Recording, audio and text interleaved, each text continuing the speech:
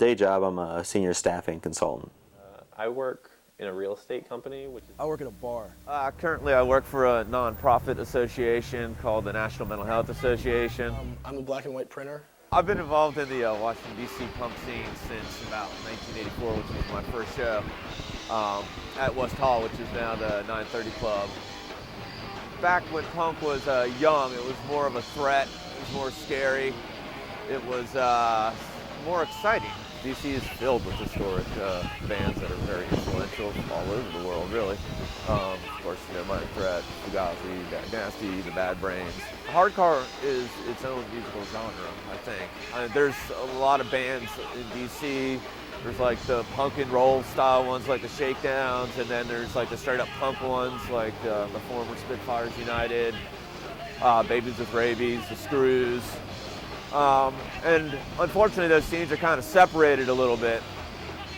Right now there seems to be a resurgence of hardcore DC style like it was back in the early 80s, which is kind of refreshing because it's got a sort of a new edge to it, but at the same time it still keeps a lot of the elements of the old style. I moved into DC in '95. I got involved in the mid-'80s. This guy brings over this tape one day. It had Black Flag, Minor Threat, Agent Orange on it. I can remember like that day like it was, very clear to me. And when the guy brought the tape over, I was like, wow, this is what it's all about. It's energetic music with a message. If you want to talk about social politics stuff, it's pretty much remained the same. The same message gets restated, I guess, every few years, which is good. I think our political environment now is worse now than it was back when Reagan was in office. So given that factor, I think there's a new resurgence of political music, political people, free-thinking ideas coming out about what should be done and what's going on and where this country is going. You can tie all that kind of stuff into what hardcore is about. Speaking your mind, calling people out on issues.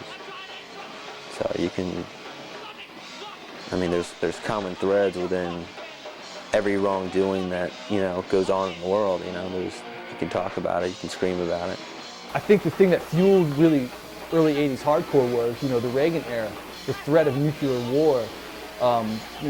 Kids didn't know if they were going to have jobs when they got out of high school, you know what I mean? Like, it's kind of the same way now. It's getting to that point of, like, we live in a really screwed up world now. Like, here in Washington, D.C., we could get bombed any day now. I think that type of music, that type of hardcore, and that type of punk is just going to keep getting bigger and bigger because there's plenty of fuel for the fire. Back then, there was more people going to shows or whatever. There was before we got together, everybody was doing like happy, pretty boy bands, like singing about wearing the right clothes or whatever. Kind of brought like more like aggression back to the scene a little bit. I think what's going on now is it's kind of like it's kind of caught on like wildfire now. Everyone's doing it. Everybody's trying to top themselves with a negative.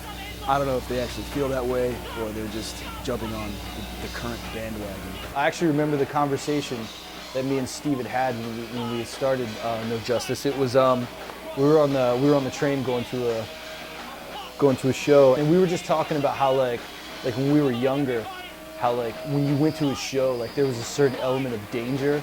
You were almost kind of scared, and I guess we both had felt that hardcore had lost that certain aspect of danger. So I guess musically, I guess I could say that No Justice kind of gave it a push, for people who were angry, and wanted to just let that out. I think that was a big push to get people to come out to shows, and the kids just got rowdy because that's just what the music was all about. It wasn't, the songs weren't about our girlfriends or just how depressed we were. It was just about hardcore and being punk rock, really. I've done shirts for The Spark, 86 Mentality, The Aftermath, Crime Spree, Never Enough, Grip Tape.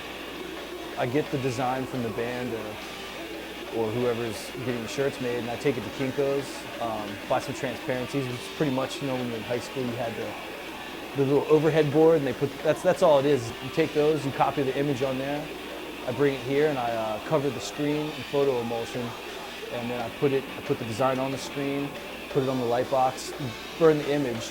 You take it out, you rinse the screen out, and the image is burned on there, so it all runs out, and you just let it dry. From there, you can set up and go ahead and print. DIY, of course, you do it yourself. It's just all about,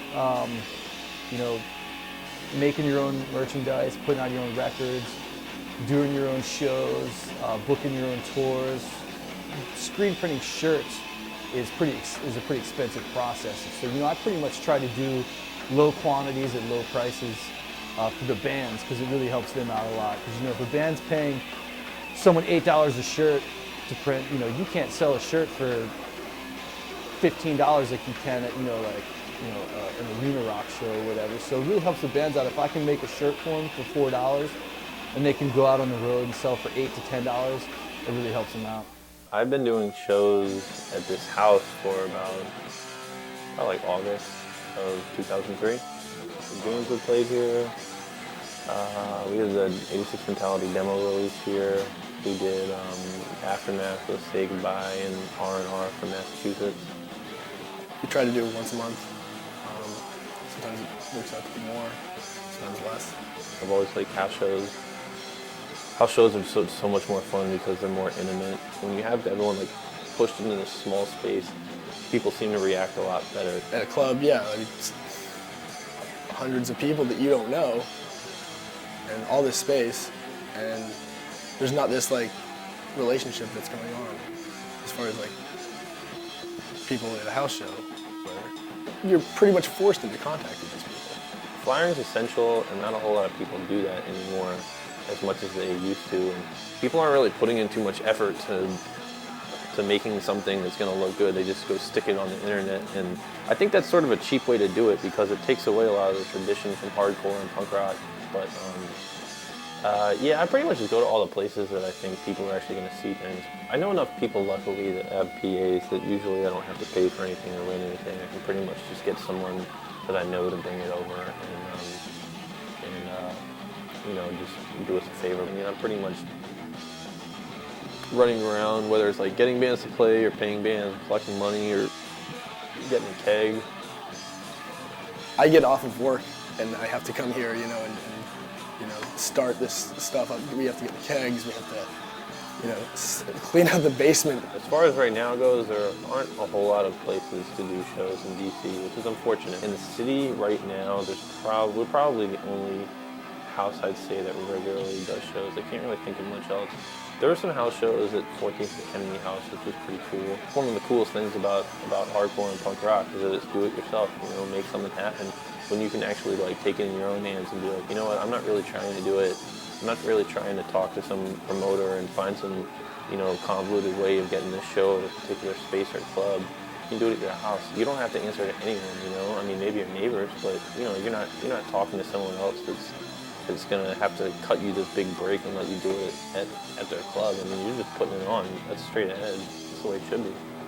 It's my house, and I enjoy doing shows here, and I'm gonna keep on doing them. We're gonna have some good times this summer. I set up shows for a ton of different bands. Get Real from New Jersey, Dragnet from Mass, R&R from Boston, Say Goodbye from Western Massachusetts. Sometime this summer was the first time I really put something on.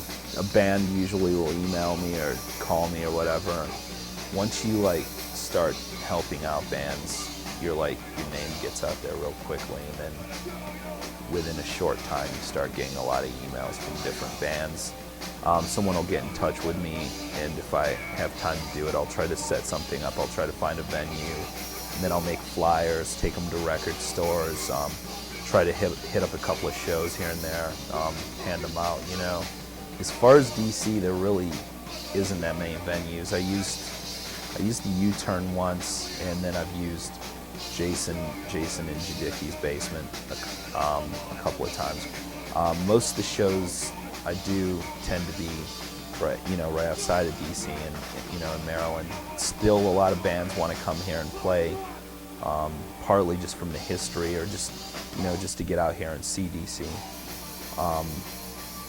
In terms of comparing it to other places, I think that it's just like anywhere else. There's times when it's really high and there's times when it's really low. And right now it's kind of low, but it seems like more people are becoming interested and trying to get involved, so that's cool. The reason I do it is trying to get bands that I like or I'm friends with to get out here and get bands out here that wouldn't be booked otherwise. It's just bands that somehow or another I know them, and just I basically try to help them as much as possible. I took control of the site in 1998, so I felt that was a resource that could definitely be useful for people to kind of explore and get an idea of what this area has to offer. I think it's made it a lot easier for new venues to get a wider audience, because a house show can post their information on there, and then all of a sudden someone in Richmond, someone in Virginia Beach can see it without having to just rely on word of mouth or flyers. It also helps separate people from each other, because rather than have to actually see the person who's giving you the flyer, or actually hear someone talking about the show, you are looking at it from a much more distant perspective. Over the past years, it's kind of just become something I'm used to. Just like paying any other bill. It's something I just set money aside every month for, and I try to take into account. And if there's a little bit of help, if someone donates any money or if there's any advertising revenue, then that just goes to help further it. At first, I'll start with the bass drum, and I'll mix that where it sounds good. Then I'll go to the snare. Then I move up each individual instrument. I'll take it and find out its sound and get it into its own frequency, and then I'll put them all together and then adjust the levels from that. You get to sit back and take your time. It's not $75 an hour. There's a lot of places around here that they don't know anything about hardcore, man. They say, oh, you come see us and we'll take care of you. These guys, deep in their hearts, they hate the kids, yo. They hate them. They ain't got no love for that. They make people feel like they don't know what they're doing. I try to explain everything to somebody, let them know what's exactly everything's going on. I think if you're in a band, that you should really get to know every aspect of the music, from the recording all the way up. So I'm trying to do something where, they get involved in it, they learn something, everybody learns. Because knowledge is something that you need to pass on. You can't keep it for yourself. And this is for us. The Locos started out about 3 years ago.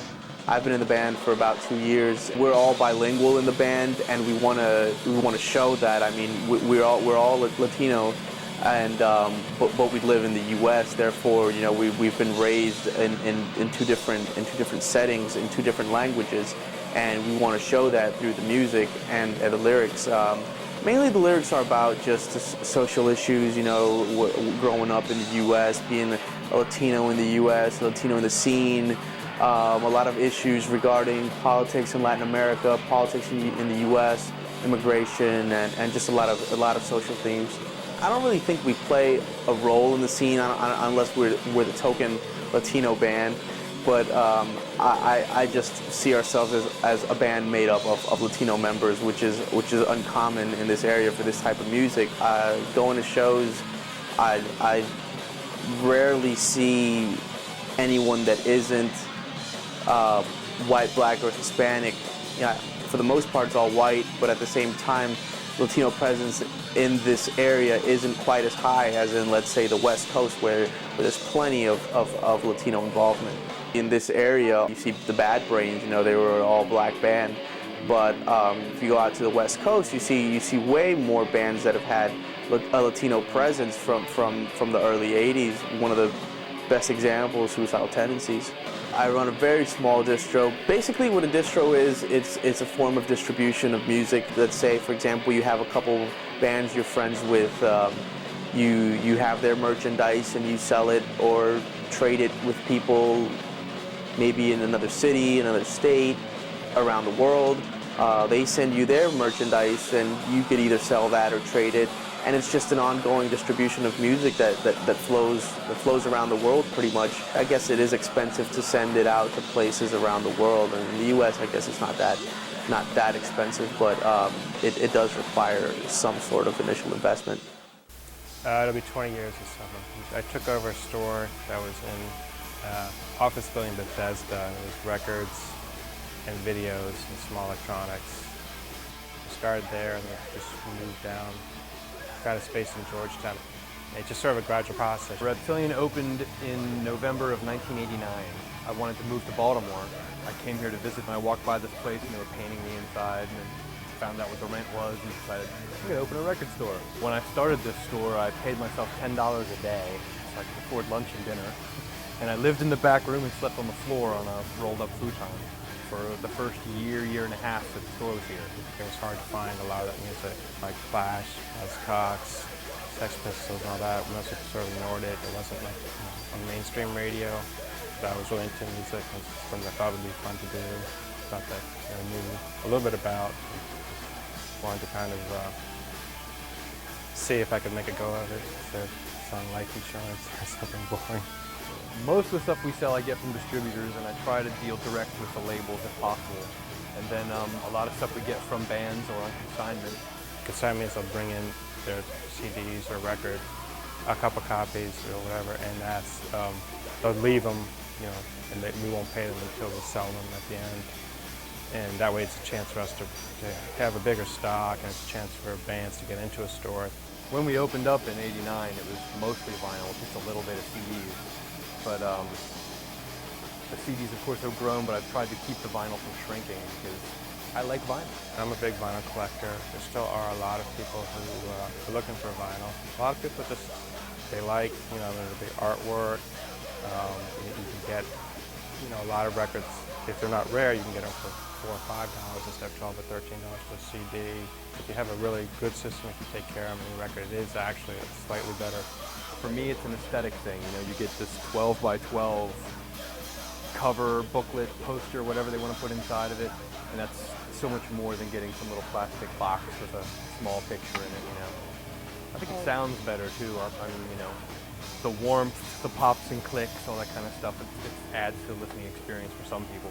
Well, we've always had T-shirts, a little bit of clothing, T-shirts and stickers from the same bands that we carry the music of. Just if people are looking for that and they like to promote their band, or just, you know, wear a shirt that they think is cool. Generally speaking, it's music or movie related. That's what we have, a little bit of clothing. Lately, it's been really hard. I mean, it's been a struggle for all the independent record stores. We've lost 4 in the last year alone in this area, probably 10 in the last 3 years.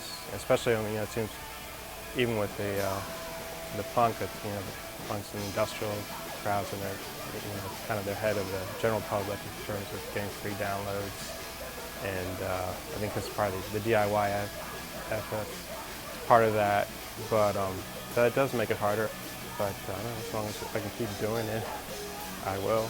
When I started, I really didn't think it would last more than like 3 years. I didn't think it would go this long. But at this point in my life, I don't know what else I would do really. So I really, you know, I really love being here and talking to people every day about music, and it's all I really care about.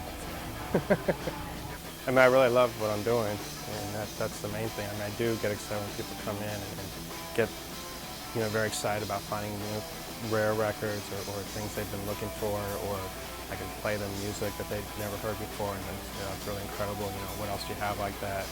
I do still like all the bands, most of the same bands that I started with, and I think that music does hold up very well. I guess that's the main reason. And I do like being around music. I like being involved. I like selling it. You know, it's more interesting than most of the jobs I can think of. I'm in 2 bands right now. Dead End Boys from out of Baltimore, and they've been around for a couple years. And we're more of like a street punk boy band.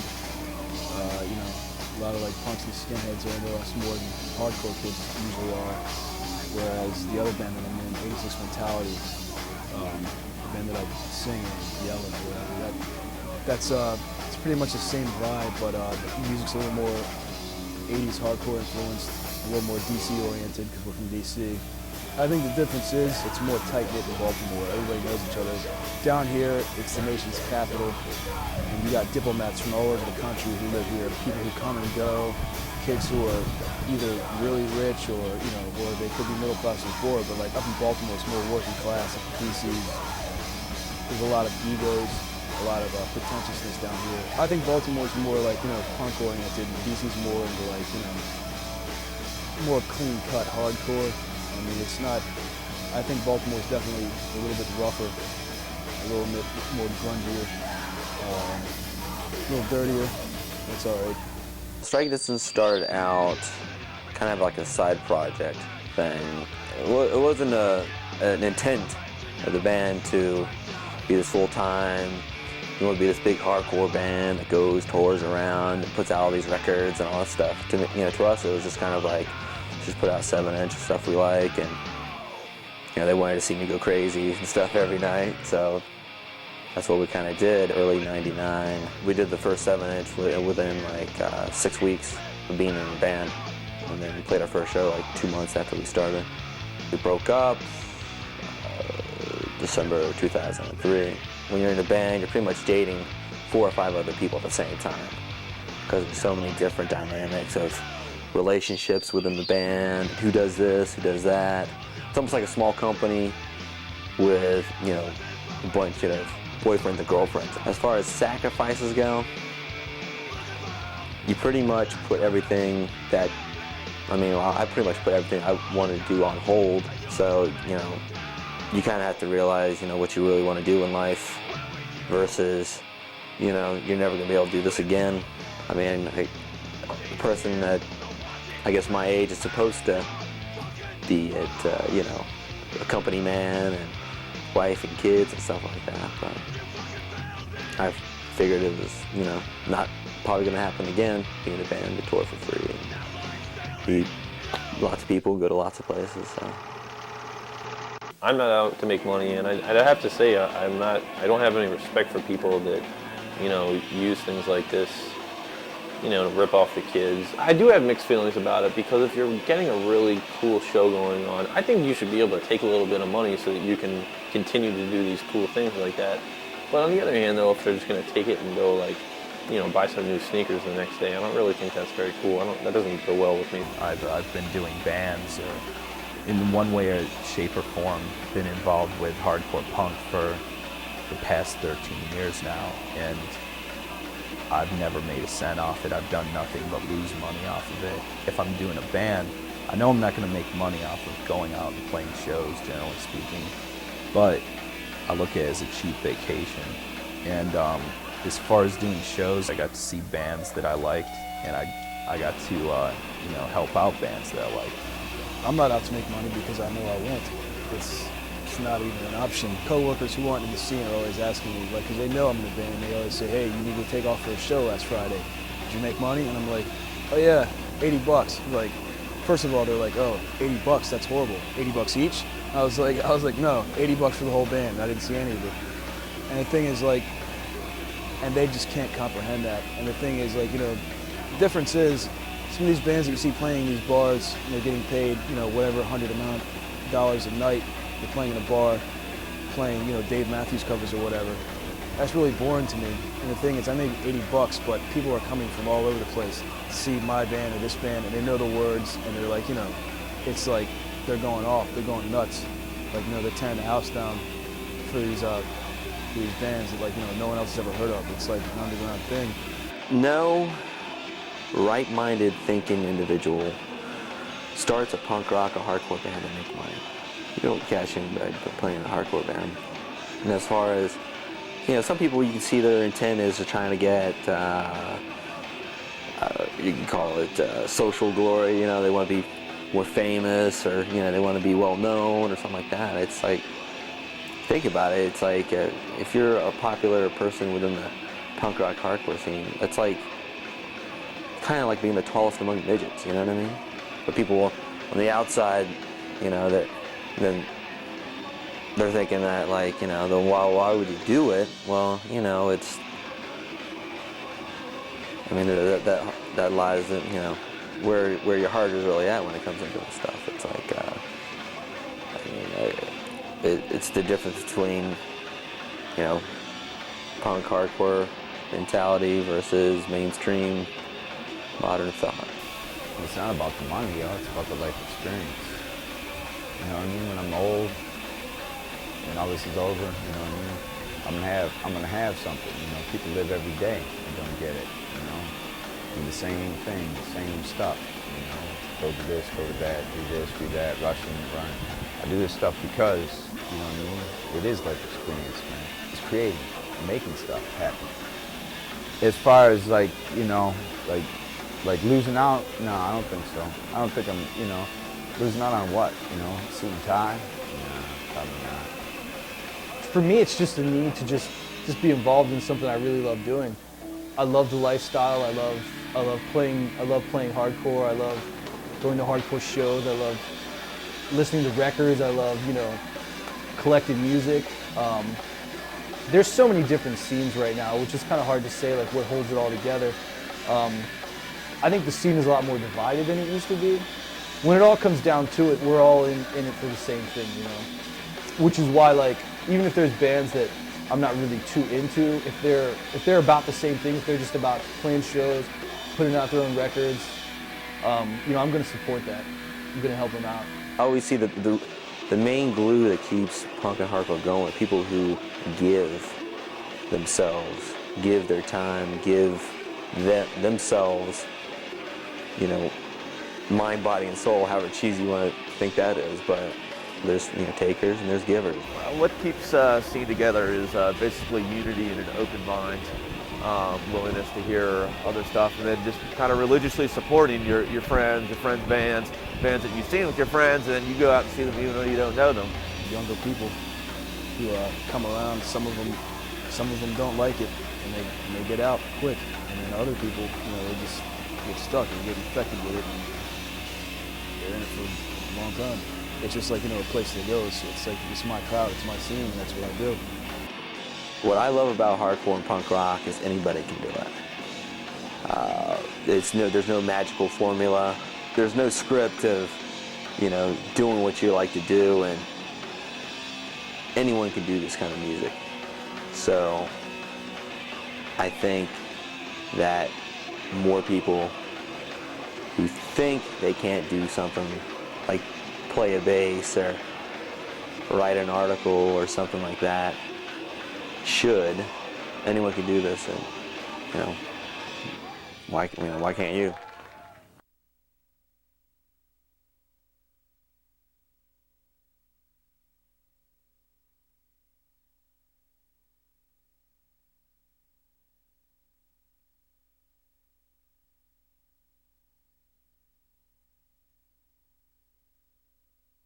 Get awesome.